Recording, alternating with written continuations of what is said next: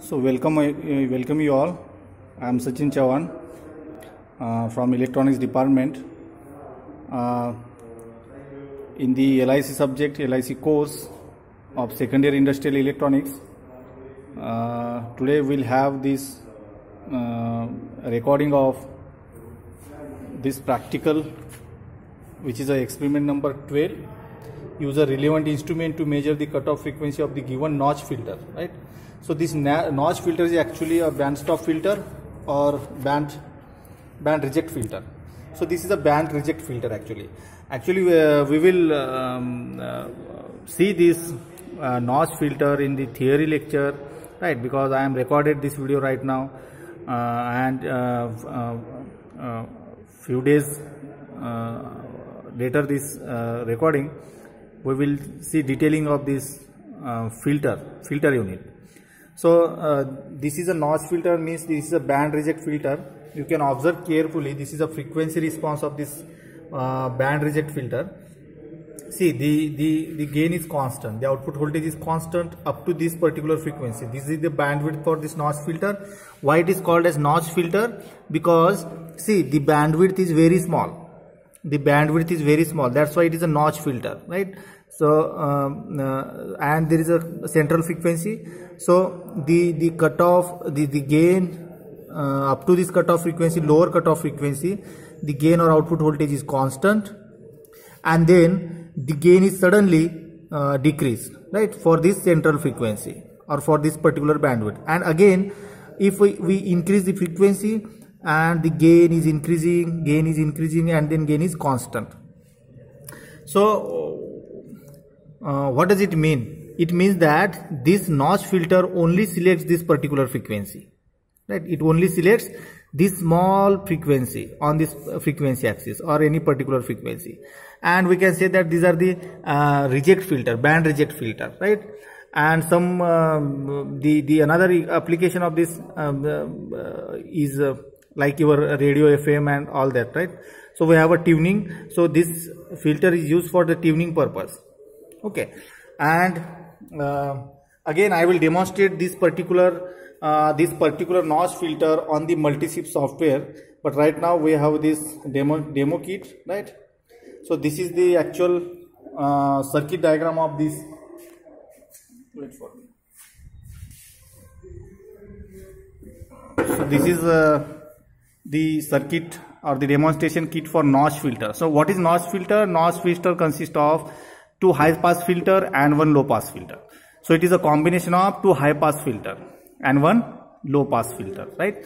So see this frequency response. So this is a low pass filter because it is behave like a low pass filter. Again, there is a high pass filter. So it is combination of low pass filter and high pass filter. Okay. And obviously we are studying the active filter. So active filter means what? The passive filter and op amp is nothing but the active filter, right? The combination of operational amplifier and the passive filter is known as active filter. So this circuit is active filter of band reject filter, right? Or notch filter. Notch filter is also known as band reject filter. And this is obviously this is a 741 IC, and it is connected to this power rail, right? Plus VCC and minus VCC, that is 12 volt plus minus, and the ground is connected here. Okay, ground is connected here. So this is a function generator we required, right, to supply the input signal, right, which is a sinusoidal wave, and this is a DSO, right? The output is connected to the DSO to measure the output signal. Okay. So what I have did that I have first of all set the signal, input signal with the help of this DSO. So I have set the signal 1 kilohertz first of all with 1 volt, right, to see whether I am getting the input signal or not. And then I have connected that particular signal to this kit, right, and the probe of this DSO is connected to the output circuit. And we know that there is a feedback mechanism, and now it is a voltage follower because there is no feedback signal, right? And this is a passive filter circuit.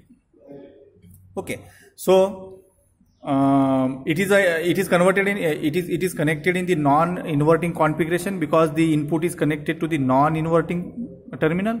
Okay, so now as per this frequency response, you can see we will take the reading, or we will measure this voltage or this output or this gain, and then gain is decreasing again. For the increasing frequency, the gain is again increase and then constant, decrease, increase, and constant. So I will show you this response right on the DSO.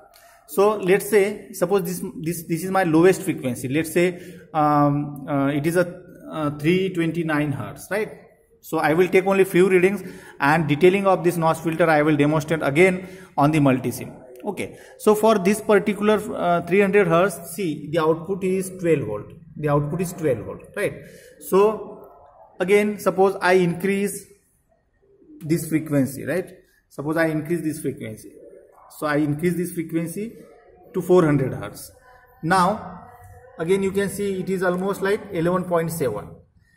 Again, if I increase the frequency, now the output will start to decrease. Let's say for 500 hertz, right? For 500 hertz it is start to decreasing, means it is 11 volt, right? Again I will increase this frequency, let's say for 1 kilohertz. For 1 kilohertz, the output start decreasing. See this, the output is 8.16, right? Again it will decrease and then it will increase, right? For the increasing frequency, again I have increased this frequency to 2 kilohertz. Now you can see this, the output is decreasing, right? Again for higher frequency, let's say for 3 kilohertz, the output is almost near to 1 volt or 1.5 volt.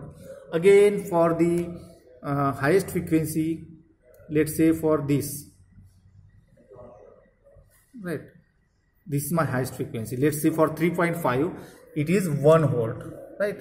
And I will show you again for the highest frequency. Let's say this frequency band, earlier I was at 3K, right?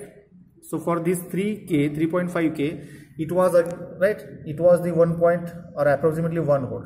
Now again, if suppose I go for 4 kilohertz, see, for 4 kilohertz it start increasing like this. So for 3.5 kilohertz, you can see the frequency response. For 3.5 kilohertz, the output voltage is about 1 volt here, right? Here 1 volt. Now for the 4 kilohertz, now it is start increasing. You can see here. For 4 kilohertz or 4 to 5 kilohertz, it is start increasing. So it is now 1.6. You can observe here, right, carefully. So for 6, see, for 6 it is start increasing. See this, 3 volt, right? Again for increasing frequency, let's say 8 or 9 kilohertz, now it is start increasing, 5 volt.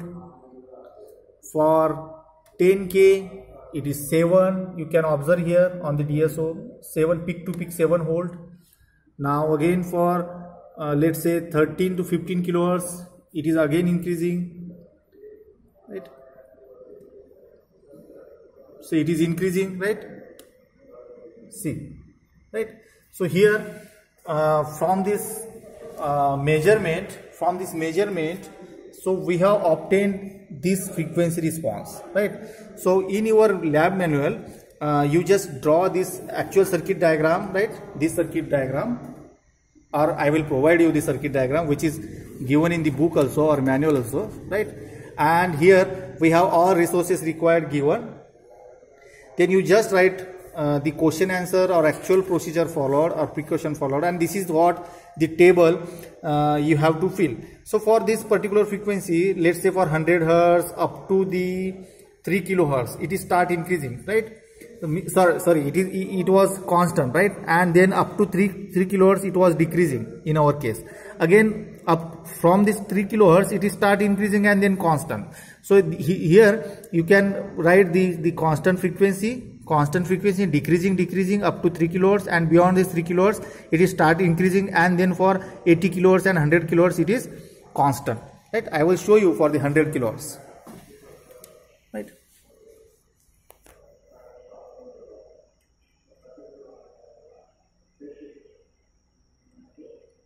So it is only working at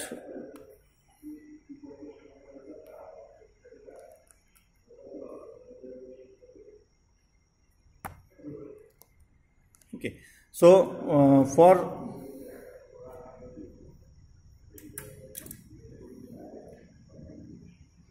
so this is what the notch filter, right? So you just follow these procedures what I have did, right?